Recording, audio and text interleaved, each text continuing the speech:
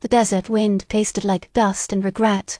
Silas spat, the grit catching on his chapped lips. He's been tracking the Barlow game for 5 days, each sunrise bringing him deeper into the throat of the Superstition Mountains.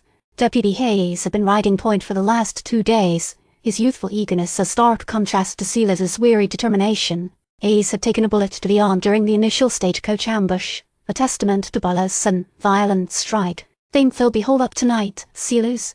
Hayes asked, wincing as he adjusted his sling. His face was sunburned, and his usual pep was dampened by the injury and the relentless heat.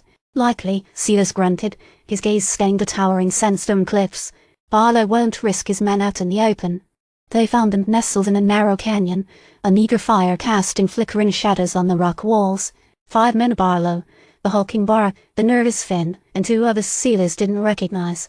The air reeked of cheap whiskey and desperation. Hayes whispered, "How many, Silas?"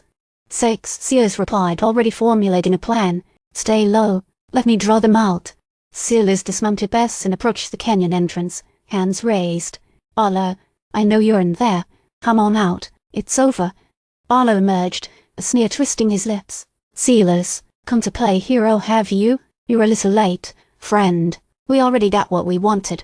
He gestured towards the distant copper canyon, now shrouded in the fading light. "You have folks, Barlow," Silas said, his voice low and steady. "You're going to pay for it." "You and what army?" Barlow laughed, a harsh, unsettling sound.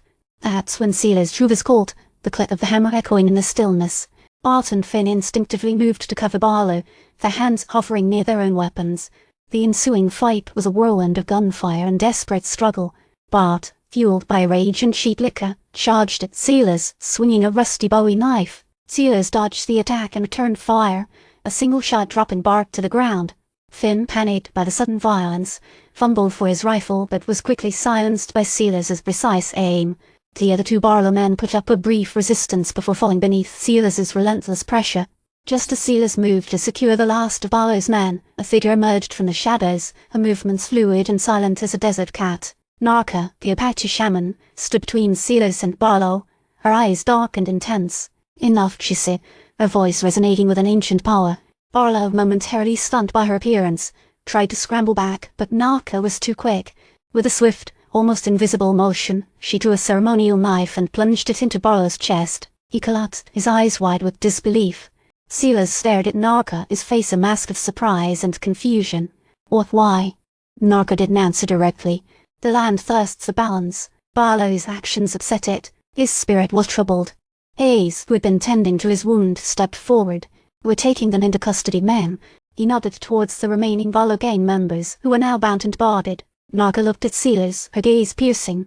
"The spirits are restless. Silas, this violence, it is a symptom of a deeper wound. You chase shadows, Silas. You try to right wrongs with bullets, but the true enemy it is something else entirely." Silas felt a chill run down his spine. Despite the desert heat, he knew Nahka spoke of more than just the Barlow gang. He's felt it too, that sense of unease, of a darkness clinging to the land. "What do you mean?" Silas asked, but Nahka merely shook her head. "You will understand in time," she said. "But be warned, Silas. The path you walk is fraught with peril. The land remembers and it will demand a reckoning." With that, she turned and disappeared into the shadows, leaving Silas, Hayes, and the captured Barlow gang members alone in the desolate canyon. As Silas looked toward the receding figure of Nahka, he felt a sense of foreboding settle over him. He knew his journey was far from over and that the shadows he chased were deeper and more dangerous than he could have ever imagined.